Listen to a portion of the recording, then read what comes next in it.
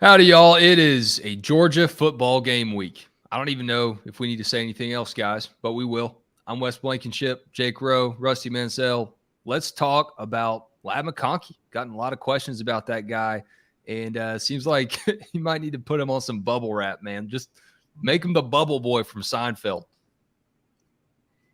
Lad's going to be fine, man. I mean, he may get hurt down the line, but I don't think what he's got going on right now is going to hurt him, too bad.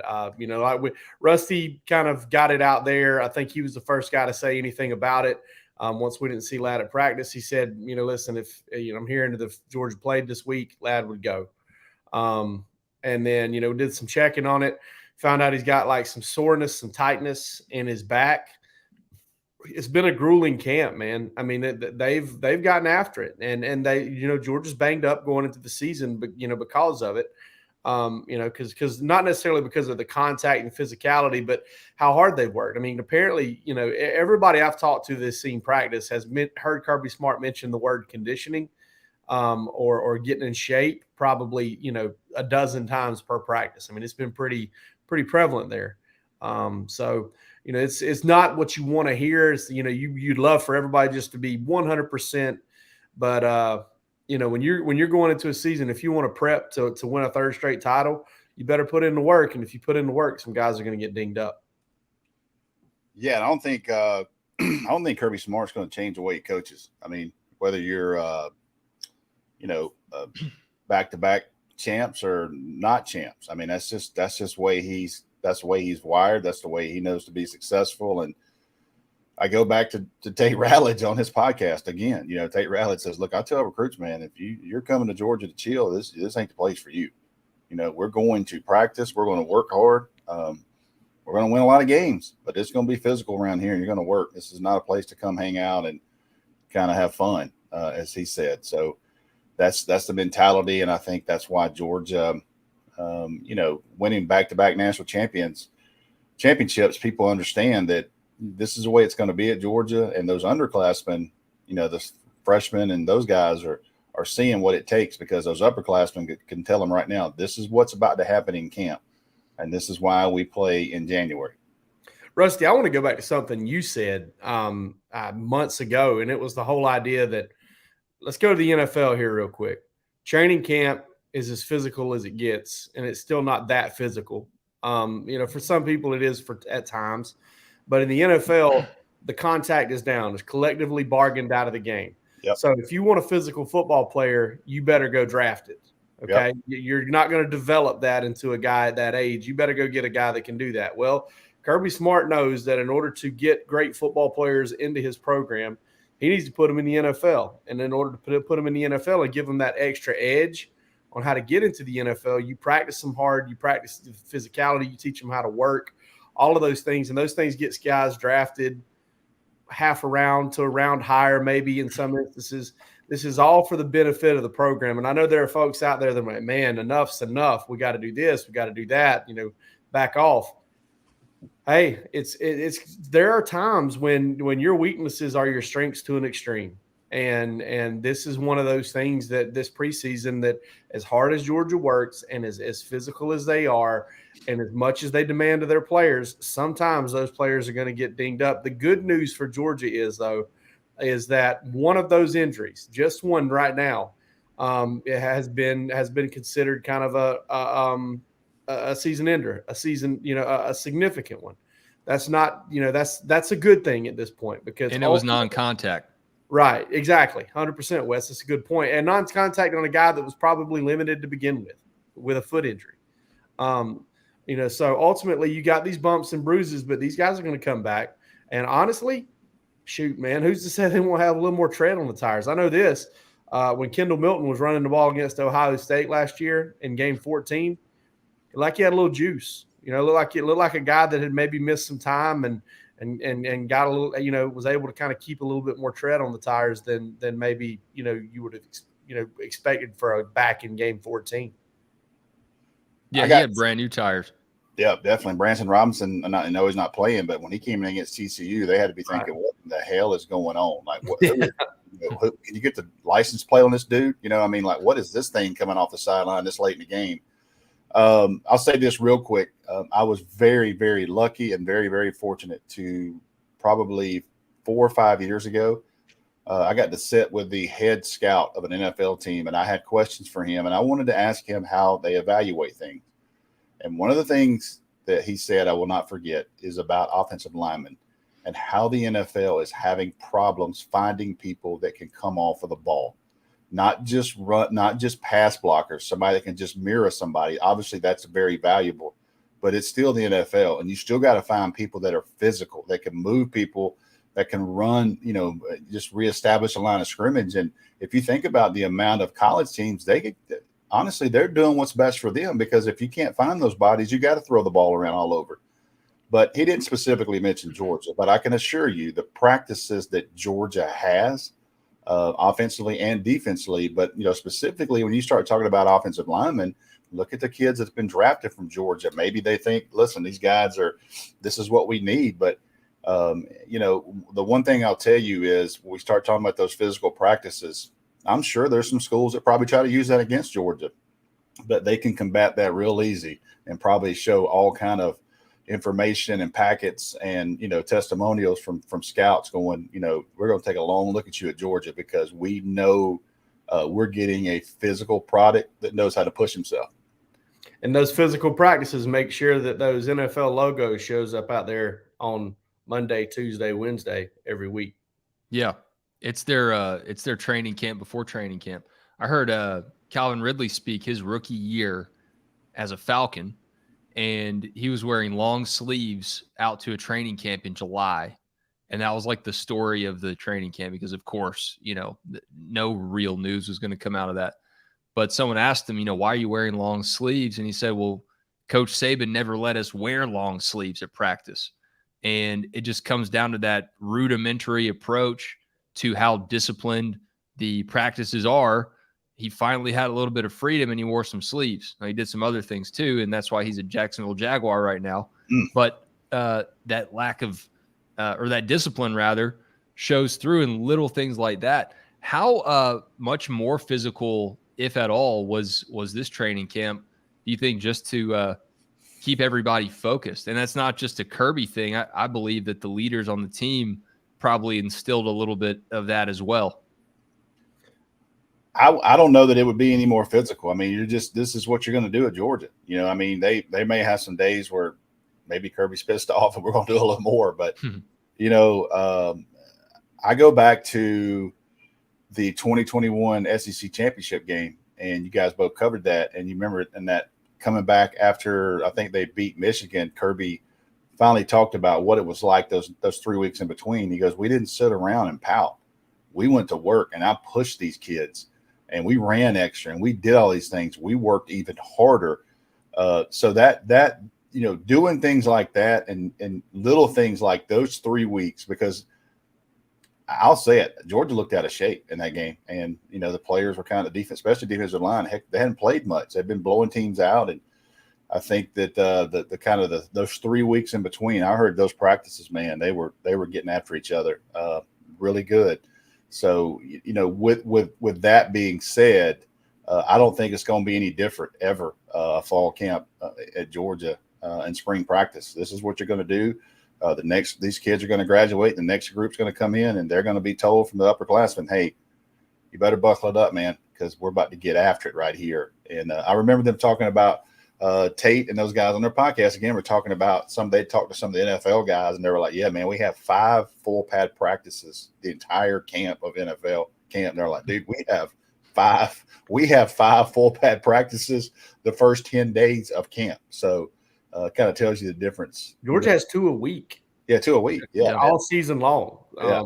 To answer your question, Wes, I don't think it was any more physical, because I think the only reason you make it more physical is if they're not really doing it to begin with. And I think that all of the things that, they're not meeting the standard the first time around. You're having to make them do it again and again and again. And one of the things we've heard out of this camp, Rusty's kind of told his version of it with the story he shared with us over at DawgsHQ about a prominent player who kind of showed some kindness to a manager Great story over there, and that leadership and that kind of togetherness is all there. Kirby said before last scrimmage that this is the best leadership he's had on a team at Georgia. So the leadership is there. So I think they're doing it right. I do think, though, going back to something Rusty just brought up about the blowouts, honestly, like, you'd never get Kirby to admit this, but Kirby knows that UT Martin is in game 1, and he knows that Ball State's in game 2, and he knows that UAB's in game 4. Not necessarily to the point that he's coaching them different, but I think that has got something to do with this conditioning thing that he's been pressing is, hey, there's a lot of players going to play a lot of snaps in these 3 out of these first 4 games. Heck, maybe the whole month of September. Is it going to surprise anybody if Georgia wins 5 games in September by an average of 30 points a game? Probably not. No. Okay. And 3 or 4 of those are going to be home games. I think that they know that a lot of guys are going to get on the field that are probably not going to play, everybody, 3 quarters, 4 quarters of ball. So, hey, let's get them going. Let's work them really hard during camp. We can always, scale back and let them repair. But the one thing you can't do is you can't go back and get some extra conditioning in 5 days ago. The DeLorean does not work. Apparently it's working for Benny the Rolling Stoner in our comment section because he claims to be a time traveler and has said that Georgia will go 9-3 and also 10-2. So the timeline diverging, I guess, at some point in the year. I'd love to go back and listen to Georgia's players from 2016 to 2017 because the guys that were there for the end of the Mark Richt era getting a rude awakening from how Kirby wanted to run his practices, I imagine. Hey, those dudes right now, they'd be hurting this summer, Rusty. Yeah, they'd be hurting this summer. They'd be begging for that indoor. No doubt. Yeah, no doubt. All right, so let's switch to a guy that is getting healthy, been healthy, but had a setback in the spring. Mykel Williams is ready to roll, and his approach to the field and to the game this year, a lot of high expectations for him, but it sounds like he is locked in and he knows what those expectations are and he's ready to meet them. Jake? Man, I've got huge expectations for that kid this year. And I have that knowing, hey, Georgia fans, get ready for something, okay? I'm just going to go ahead and prepare you. Mykel Williams might not be in the starting lineup very much this year, okay? Because there's a guy out there named Tramel Wildflower, and staff loves him, and he is quietly one of the best run defenders in the country. Without, you don't even have to look it up. I mean, just watch him play. He snaps dudes' heads back. He plays the run extremely well. They love the fact that he's 24 years old playing that 5 technique, but 13 is going to get more snaps than Tramel Wildflower, and 13 is going to be in there on passing downs. And, I had Barrett Sallee ask me about him today on XM Radio, and everybody's like, well, who's going to be the guy, right? Who's going to step in and kind of be that Jalen Carter, that disruptive force? I think 13's got a really good chance of doing it. And I'm telling you, man, when you go out there at practice and you see him from 15, 20, 30 feet away, you're just like, that's a 1% of 1% person right there in terms of just the way he's put together. A true 6'5", 275-pound cat that just holds it and carries it well, moves well. Big season on tap for him, I'm afraid. Yeah, he spoke earlier this week and said, I really feel like I've grown the most in my anticipation of plays, the way Coach Scott teaches us and develops us. What's going on before the ball is snapped. With me being out in the spring, I've just been sitting and watching and viewing different people. I can hear a call the O-line makes, and I know which way they're moving. It's like my anticipation of the game's gotten better. And that's the hurdle that all these elite players have. No matter how good you are, you come in as a freshman. Look at what Roderick Robinson's going through right now. Probably one of the most gifted running backs talent-wise in the conference, but he doesn't have the playbook down. And to hear Mykel say, in a weird way, being out helped me reflect internally, could have been a good thing for him in a strange turn of events there. I tell you a quick story on Mykel Williams. I'm a part of the Georgia Elite Classic junior, freshman, sophomore, all-star games. And by the time Mykel was a junior, and I'm talking about after his junior season, this is when these games were in December, and Mykel probably had 40, 45 offers at the time, and he's a top 30 player in the country for everybody. And his dad sent me a message one day. He says, "Hey, Mykel wants to play in that junior all-star game." And I said, "Mr. Johnson, his dad's last name is Johnson. So Mr. Johnson, he doesn't need to play in this. He's good." He goes, No. He wants to play. And I said, "Look, man, I don't want this kid to come up here and, number one, hurt kids, and number two, I don't want him injured because he's got what all these other kids are dreaming about." And he goes, "Look, he would love to come play." I said, "Well, listen, I'm not going to tell him not to."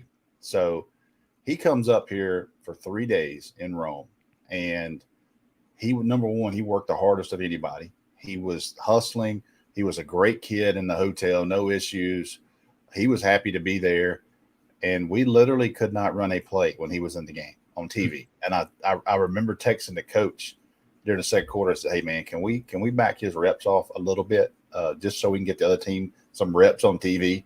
And to me, it said a lot. And this is the thing I'll never forget. After the game was over, we had a senior game. So those seniors are playing.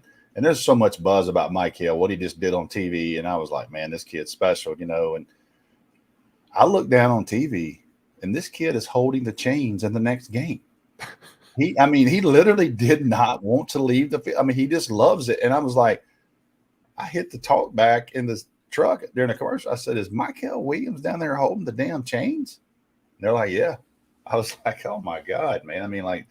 So, that kid is different. He's been a really good kid to cover in high school. Obviously, I've told the story before. I shot his commitment, and about 3 weeks later, he told me to hold it. So I held his commitment, and then he committed to USC. He had a silent commit to Georgia for about 3 weeks. He told me to hold it. Then he committed to USC, and I remember thinking, well, I'll never use that video. And then about 6 months later, I was able to use that video. What was crazy, though, at the time, he had his hair was longer when I shot the commitment, and by that time, he had cut his hair down real tight. So I was like, I'm still going to run the video I've got, even though that was in March. So that was kind of my Mykel Williams story. But man, he is a really, really talented football player, and he's one of those Jake and I talk about it a lot. He's one of those hard body frames and types to find, someone that can stand up and also play that 5 position with your hand down and stop the run. So, Walthour will play a good bit, but I agree with Jake. At the end of the day, 13 is going to play more snaps. And when you start looking around that third and fourth quarter, 13 is going to be on the field as long as he's in shape. Rusty was pulling the Buffalo Wild Wings, just manipulating the junior game, telling y'all to calm down. Hey, yeah, I was like, "Whew, that was a wild one there." But man, I knew that the kid that was blocking him, and the kid that was blocking him went to like West Georgia, and I know that kid probably tells everybody that story. Like I had to block 13 on TV, so trust me, I feel Ohio State's pain. And that game was Mykel Williams is an all-star game headache in a lot of ways. I remember the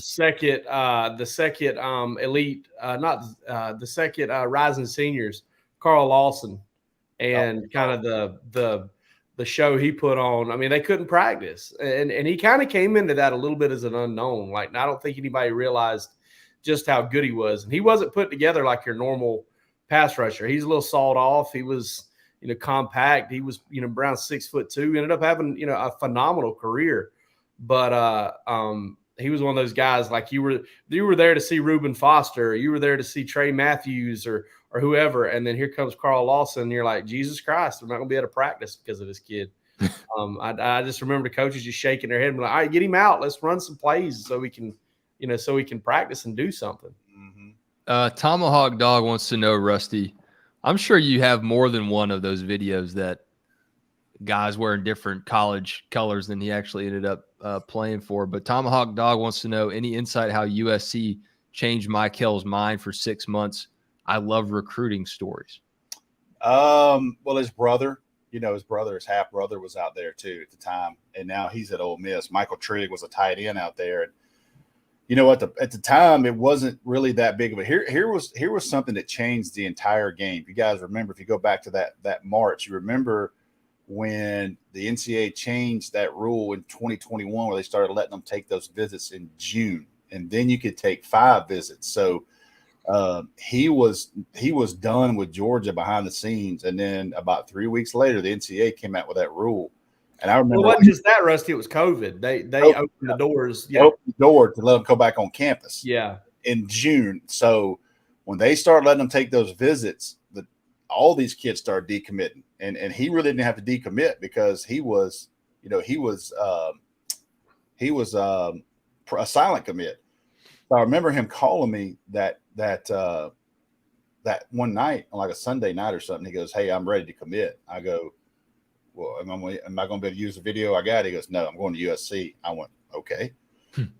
So we'll do USC. I said, "But when are you going to do this? I can't get down there and get another video for a while." So he was like, "No, I'm just going to run a story," and gave me some quotes, and we ran the USC commitment. But I knew then that he was a major Georgia fan, and UGA stayed on him, and I think USC struggled. Let's see, they struggled, and that staff got let go pretty quickly. And then I think Dale McGee, a lot of credit to Dale McGee. That Trey Scott was involved, but Dale McGee was the lead recruiter there. So Dale McGee back in Columbus stayed on him and ultimately signed him and got him in Athens. Yeah, USC could use him now. That's for sure. Yeah. Mm-hmm. They tried hard, real hard. No matter whether or not Mykel Williams is starting or not, you can have the chance to see him this weekend, all season, if you go to gametime.co and use the checkout code DAWGS. It'll give you $20 off of your first order, and they're partnering with us all season long. So right now, you're looking at the Sanford Stadium map, and there's a $103 seat in section 224, row 7. That is going to be your ticket for about 80-something bucks if you use the checkout code DAWGS. We love gametime.co because you have an app you can use. It's great whether you're trying to get them ahead of time or the week of the game. And it's just way easier to use than some of the other secondhand market ticket apps you can use. So go to gametime.co, use the code DAWGS, download the app, get your account, and you get $20 off your first purchase. The terms apply on all of these orders. So just create your account, redeem that code DAWGS for $20 off, download Game Time today, last minute tickets, lowest price, guaranteed. Go watch the Dogs take on the Skyhawks. I had to read that twice. I just keep messing up their mascot. Keep wanting to say Nighthawks. They're not playing North Georgia. Guys, DeMello Jones is showing up on my Twitter timeline every single Friday night and Saturday morning. This guy's balling out down in Swainsboro, and he can do pretty much everything you want an athlete to do, not just a DB, but on offense too. We used to see these types of guys a little more often than we do now. Correct. We used to get to see Champ Bailey play quarterback, running back, linebacker, cornerback, safety. You know why? Because we had Wing T. Well, it was that, and it was also just kind of like, all right, how do we? Where can you hurt the team the most this week? It was kind of just go line up and play ball. You didn't see specialists and guys playing just one side of the ball, and your best player. I mean, how many of these guys did got recruited back in the day from the quarterback position? I mean, that was the thing. I mean, I remember Bear Bryant. That used to kind of be one of his philosophies when he was recruiting skill guys. Like, hey, I like to go out and give me a quarterback, a guy that's playing running option, playing quarterback like that. But man, I tell you what, I've watched this cat 2 weeks in a row, everything I could find on Twitter, and I don't know, man. I would still say, just in terms of Georgia's class, I'm not a big quarterback evaluator guy. I know those guys are extremely important, and that's the position itself is so premium and so important that it's really tough to kind of nail down exactly where you want to rank them. But when I look at this and I look at the idea that you're looking at skill guys in this class, Ellis Robinson's probably number one, and this cat right here is number 2 for me. Yeah, DeMello can go. You look at I saw him last year in the state championship against Jake's going to like the Braves, just hit a home run.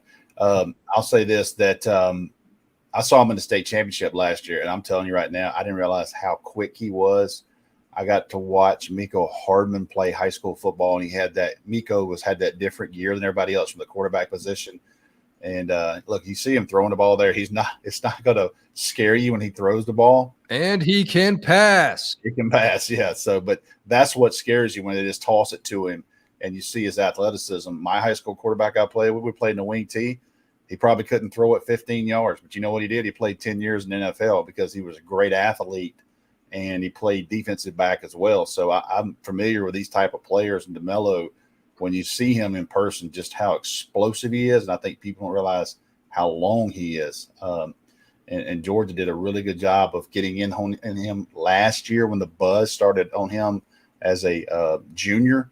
Then he's on that 4x100, 4x200, I think, state championship track teams for Swainsboro. And I'm telling you, man, they ran into a buzzsaw in Prince Avenue, but for about 3 quarters, man, they gave them a big scare because every single play you had to hold your breath because those guys were running 40 and 50-yard touchdowns. I like that you brought up the guy you played high school ball with because he kind of reminds me of a guy I played high school ball with, a kid named Matthew Thomas who went to South Carolina, played receiver. I know coaches to this day that'll tell you Matthew should have played DB. He would have played in the NFL for a long time.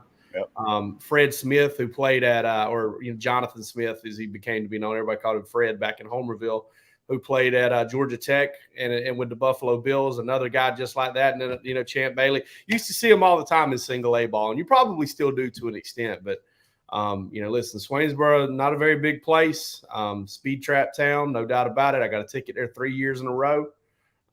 So DeMello Jones is a stud, and I've thoroughly enjoyed watching his clips early this year because he's something special, man. I mean, if he's not a top 50, top 40 type prospect, I don't know what one looks like. Yeah, his tape's and Charles Power, our evaluator, is a guy that's he values senior year, and I don't think a lot of people do. But Charles Power, he really digs into senior tape, and I like that about him. That it means something as far as evaluation. A lot of people get that early, junior ranking, and you don't move much. But if you succeed and do what DeMello is doing week to week, wouldn't surprise me to see him get a little trend up on 3. And Charles likes him better than most people already. I mean, you can look right there at the rankings there. He's got him ranked number 80 overall, number 10 cornerback. Got a good chance to rise in there. Yeah, I mean, when you watch his tape, he just runs wild. Like, he is long, like you said, Rusty, but he's so fast, but he keeps it under control somehow, the moves he's putting on these guys. And the quarterback thing, that's just, it's like the trademark of a high school team. You just give the ball to your best athlete. And then the Wildcat kind of made everyone think it was just a Wildcat thing. I remember watching Mykel single-handedly beat Dodge County in a road playoff game for Mykel. And that's just when you can see a guy that is head and shoulders above and better than everybody else on a high school football field, whether it's special teams, offense, or defense, then he's ready to play at the next level. We had a question in here about Georgia picking up another safety. Let me try to go find it. I know it's probably not looking the best right now, but I wanted to see if y'all had any insight on that. I think Georgia's going to continue to recruit safeties, and we'll see. They got 2 home games coming up, and even though, it's obviously this week with UT Martin and Ball State, I'm interested to see who they get on campus this week because that 6:00 start gives players time to travel if they were to get somebody to come from a little ways of distance away, get a chance to be on campus. Recruiting is get back going, and I'm interested to see. We'll be on it later in the week, but as far as Saturday night, who actually shows up? Because the next week is that noon kickoff, and that's rough on everybody. I mean, that's rough. Recruits. Those recruits go to bed at 1:00 in the morning on Saturday morning after a game, and you think they're going to get to Athens at 9 a.m. for check-in. It's tough on those guys. Yeah, Mom wants to go inside pretty quickly for those noon kicks when they're sitting out there in the recruiting section. Dylan Raiola is not worried about DeMello Jones' quarterback tape, I don't think. But Shahid Huckabee wants to know about Raiola and Ellis Robinson's performances this past Friday. Buford with a little bit of a scare against Jordan Davis's old team. Let me tell you something. I know some people on that staff, and I don't want to get too much into – let me say how to phrase this. I don't want to get too much into their game planning. And teams that play them are starting to see. But Buford is not an RPO team. That's not who Buford is. Buford is I formation, downhill, bootleg, waggle. They're going to throw the ball a little bit, and they have in the past. Ashton Daniels is out at Stanford quarterback, and, he was a good player for those guys, and they threw the ball with him, former son of Juan Daniels, UGA wide receiver. But they're in the process right now because they've got Dylan Raiola on campus of inserting an RPO package into their game plans.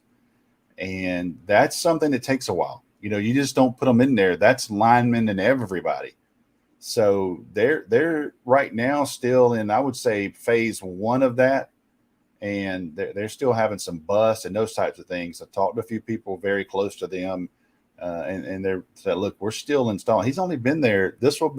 Monday, I guess, will be his 7th week. Think about that. This is 7th week or 8th week, I think, that he's been at Buford. So there's really a lot of learning still going on there. So I think whatever he does right now, and he's played pretty good, in my opinion, it kind of shows you how quick he's picking up things and how the people around him. But I'll tell you this, when I was at practice and they put KJ Bolden at wide receiver, I saw Raiola drop one from about 50 right over his shoulder. And when you got elite speed like KJ Bolden has, you even run by the Buford kids. Well, guess what they did Friday night when they needed a touchdown? They put KJ Bolden at wide receiver, and Dylan Raiola hit him for a touchdown. So they've got that in their arsenal, and you don't have to learn that. So there's some things they're going through at Buford right now that I think if as the season goes on, later in the year, I think you're going to see the full, what I would say, kind of package and evaluation of what he can do at Buford and what they've done with him as he's been here. And not only that, they're playing very, very, very good programs early in the season. Yeah, programs that are really well coached, and this isn't college ball. There's no style points. There's no committee to impress. You don't have to throw the book at it. I'm not sitting here saying they're sandbagging or anything, but if you're Buford, you're worried about being the best version of yourself 4, 5, 6 games down the line, and you're trying to trust in the process. I still think Dylan Raiola is going to put up big numbers. I still think he's going to be a very good football player. The thing that really does surprise me, though, and I haven't been able to watch him anything other than a few clips in the opener. There's a lot of people talking about mobility and maybe he's not as mobile. Listen, man, I watched this kid throw out there at Jefferson, for a good while, and I saw him move. I saw him, bootleg out. I mean, he's a good athlete. Now, it may not be showing through right now. And this may be kind of a deal where they're asking him not to. They're like, hey, listen, don't get out there and start stretching it out yet. I mean, we're sitting here playing at not just non-region games. You're playing out-of-state games, your first 2 games of the season. So kind of keep it in the pocket. Don't try to do too much. We'll get there. But I'll be interested to see how he looks down the line. But listen, you see the deep balls that he's hit. You see some of the throws that he made against St. Francis in week 1, and you're like, man, this is elite stuff. And we'll see down the line. Ultimately, I think one thing folks need to realize is whether he puts up big numbers or not, and whether he drops in the rankings or whether he can't go far up, guys. He's not going to rise a whole hell of a lot. I'm sorry to tell that to you, but whether he does or whether he doesn't, it's not going to change the player he is when he gets to Georgia. And that's the ultimate thing you got to remember here. I'm also involved with helping pick games. Not the only person, but I'm also on a committee that helps pick games for TV in Metro Atlanta, and now you can stream them anywhere. I helped kind of pick him a little bit later in the year because I didn't know obviously what they were going to do with him early, and I would rather have a game that I felt like they're going to turn him loose and they'll have some installs done by then. So we do have him, I believe, on September 22nd against Marietta High School at Buford. So I think that's the first game they are on TV in the state of Georgia. So and then I know they play Mill Creek 2 weeks later, I think, on ESPN2. So he'll be on TV back-to-back games 2 out of 3 weeks. Dusty says, "Shut up and drop the link for where to buy Rusty's hat." I don't have the link to it. Hey, but it's a pretty sweet hat. I need to do that because a company, from time to time, people will send me stuff, and the company sent me this hat. I need to find out. They didn't ask me to do anything; they just gave me a hat. I was like, I like the hat, and been wearing it most of the summer because it's waterproof. You can get in the beach, you can get in the pool, and let me promise to get that link and maybe give them a little shout out because once Rusty figures it out, we'll get it in the. I don't want to mess it up because I want to get some more stuff. Yeah, get that affiliate link. Yeah. And then Shahid also shouted out Ellis Robinson. If y'all missed it, he had a sick diving interception for IMG on Friday. I don't think people realize he is ESPN's #1 rated player in the country, regardless of position. Like, he is the #1 player in the country for ESPN. So that's pretty strong for a defensive back. Yeah, I mean, he's going to be fun to watch all year, and obviously great to be able to catch him when he's on national TV, which is cool because he's going to have a lot more opportunities like that. #4 overall prospect in the On3 industry ranking. And let's see, we'll get one more question in here. Curtis Maximus, I think, we spoke a lot about the running backs on the last episode. Is it an overreaction to be a little nervous about the running back room?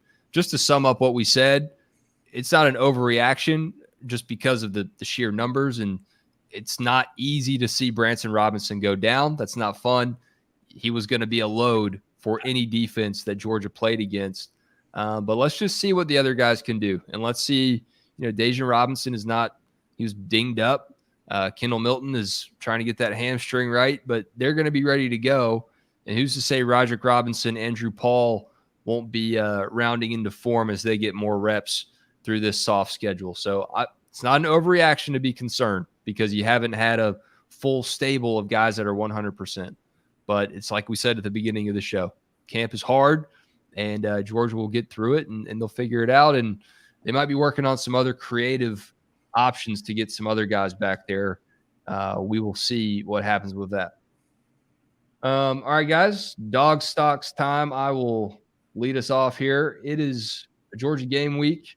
So I'll just say stock up on life.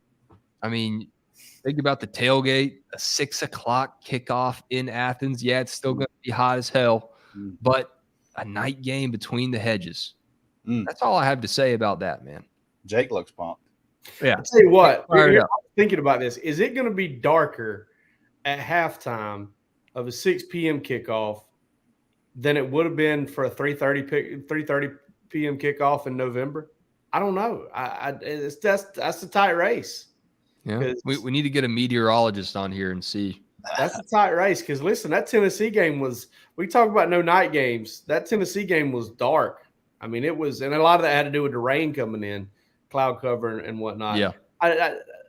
Night games really are kind of my favorite to cover. I do prefer them over noon games because noon games and 3:30 games kind of eat your whole day up. Yeah. Like they really just, but a night game, like, hey, man, I get to hang out with the kids till 2 o'clock. I mean, we get to goof off, maybe go to the playground, go do T-ball in the morning, all that stuff. So, I like night home games. I like night road games.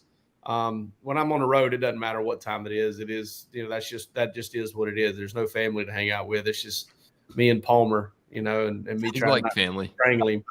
So he's like, y'all have the Homer Simpson, Bart Simpson dynamic. Yeah, you want to just choke him out. Folks don't realize, man, me and Palmer have been doing this together for a long time now. I mean, we've been doing this thing together for about 5 or 6 years. So, yeah, I mean, he's been around a while. We haven't strangled Palmer yet. He's in a fantasy draft tonight. And Jake Roos reportedly seen at a Best Buy cheating on his microwave selection. So we'll see about that. But I'm fired up for a night game. And Kirby hasn't tweeted out his tweet that he had before Tennessee telling the crowd to make noise and make him feel you. But regardless, I feel bad for UT Martin because they're walking into a back-to-back champion's house. And I think everybody in that building is ready to just see some football after this offseason. So stock up on the life of a Georgia Bulldog fan. All right, y'all take us home. We looking just a couple of weeks down the line before that Kirby thing, though. Right before South Carolina comes into town. It's coming. He's calling on them, and then he's going to do it again before Ole Miss rolls in. So get ready for that. Stock up on Georgia fans, Wes. We kind of stepping on each other just a little bit, but I couldn't really get it past them. Stock up for what this week means, because I know when I used to go to Georgia games as a kid, and even up into high school, and even as a college student at University of Georgia, I remember. It was always right before the fourth quarter, and it happened about 90% of the games. I'd look up at the scoreboard, I'd see how much time was left in the game, win or lose. I would get disappointed. I'd get disappointed because I knew soon the game was going to be over, and I was going to have to wait a whole nother week to do this again. But the coolest thing was that first game, whether it was the Georgia Southern game back that may have been the hottest game in the history of Sanford Stadium. 15 years ago. Yeah. That was a rough one. You look back, some of the openers. I remember the Oklahoma State opener, which was, a lot of fun. The Boise State opener, again, a lot of fun. Remember all of those. And openers are cool. I don't care who you're playing. It's back to back to it. You're going to see some guys that you probably didn't think of. There are some guys going to play a lot on Saturday that me and Rusty haven't told you about. And it's not because if we knew, we'd tell you, but there's some things we just don't grab hold of. And so there's going to be a guy that jumps in there on the second series of the game. You're like, Jesus Christ, I didn't hear about him all camp. It happens. Yeah. So soak it up, man. It's a lot of fun. Yeah. Ducati 1098 says, excited for my nephew, a freshman at Georgia.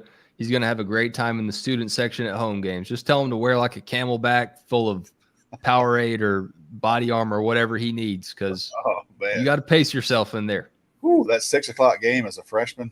There's going to be some sunburns. Some sunburns and bad decisions made. Get that SPF 70 into baby powder. There you go. There's no SPF as a freshman. You're bulletproof at that point. Yep. I'm going to go outside the box, and I'm going to go dog stock up for the kid from California, and I want to make sure I get his name right, Louis Lape, who hit a walk-off home run today in the Little League World Series. And, he's 12 years old, and he don't realize when he turns 21 that he'll never pay for a beer. He has one of the greatest Barstool stories for the rest of his life, and kind of fascinated. I've been watching it for the last couple of hours. He started an Instagram account, and he got 90,000 followers immediately. God. I mean, this dude's life, when I tell you, changed. What's his NIL valuation? We got to figure it out. You know what I mean? Like Hayes Foss is probably doing edits for him already. So, the game was crazy because they were up 5-1. They were rolling. They changed pitchers, a couple of walks, and Curacao hits a grand slam to tie it up 5-5. He comes in the last inning, and I don't think they're going to pitch to him because he's 6'1", 150 pounds at 12 years old. And they throw the first pitch is about 6 foot off the plate, and I'm thinking they're not going to throw him anything. And the second pitch they throw is right down the pipe, and this kid smoked it to win the Little League World Series. So I love stories like that. I love watching his parents' reaction and stock up to that team for winning the Little League World Series, and for them not knowing that changed every one of them's life forever, because they're all going to be together on that team forever. There'll be a 30 for 30 made one day about him, I'm sure. So stock up to that kid, though, because I'm telling you, man, he's going to – I don't even know how you go to school. You know what I mean? Like, how do you go to school in El Segundo, California for about a week and say, how do you even focus knowing what you did? But, man, stock up. Louis Lape, hell of a hit, man. Yeah, I wouldn't go back to school. That's awesome, man. A lot of people forget, too, that Jake Fromm hit a home run in the Little League World Series. He didn't hit it to win it. So no, he didn't. Hey, somebody had a video of Little League World Series dominant performances and where are they now? And I swear to God, at 12 years old, Jake Fromm had a 5 o'clock shadow. Yes, he did. Yeah. Yes, he did. Quick question from Jack Moreno. Do you think we'll get any more additional home night games? I kind of put it in the comments here on YouTube. I thought maybe Missouri, just because of, whatever the other SEC primetime games are. I doubt Mizzou, Georgia gets that first 3:30 option. And you figure maybe Ole Miss could be a CBS 3:30 game. I don't know what the other games are that day. And then Tennessee is on the road.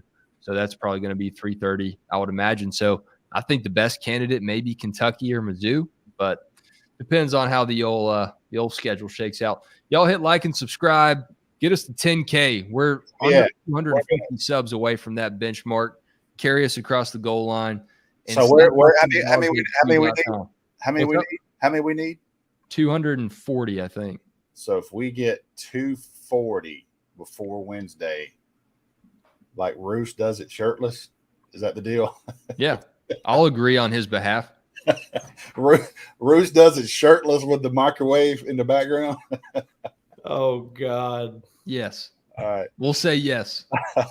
Maybe that will deter people from subscribing. I don't know. We might need to move that to Bark After Dark. We might need to go shirtless on Bark After Dark. We don't need to sully the good name of the Georgia show here. I don't know if it has a good name or not, but I appreciate y'all being in here, whether you're watching on YouTube or listening on all the platforms. Lock in DawgsHQ.com all week. Kirby's presser, all the players talking, all the lead up to not just UT Martin, but this season. It's going to be a special one. Thanks for joining us. We'll be back Bark After Dark 9 p.m. tomorrow night. That's Monday. And back again 8:30 on Wednesday. Appreciate it.